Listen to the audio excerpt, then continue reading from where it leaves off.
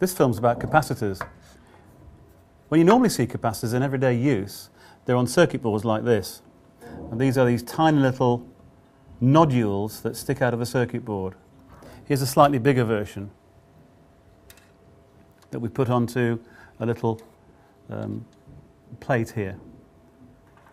What's happening inside the capacitor is quite complicated, and it's very useful to make a model of it. So I've built up a big, grander scale model of what a capacitor actually looks like.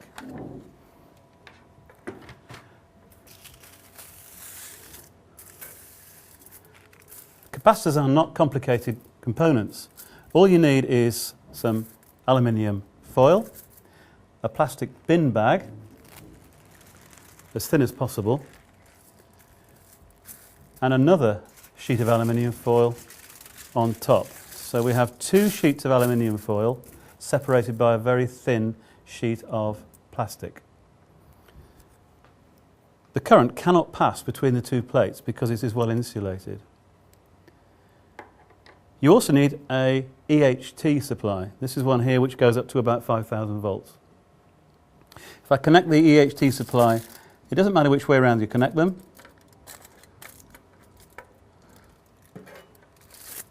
I'm connecting them to the aluminium foil. It's very important that the aluminium foil plates do not touch. And if you turn on the power supply, you can see very easily that something's happening to the plates.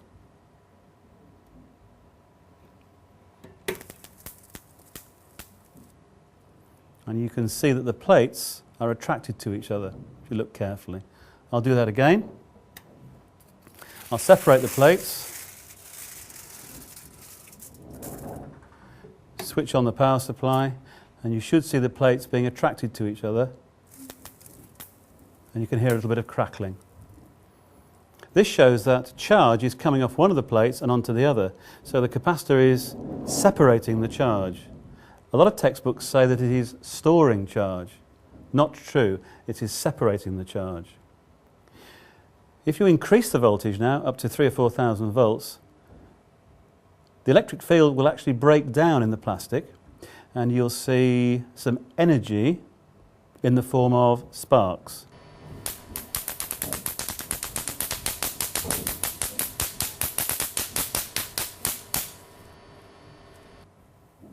In a normal capacitor,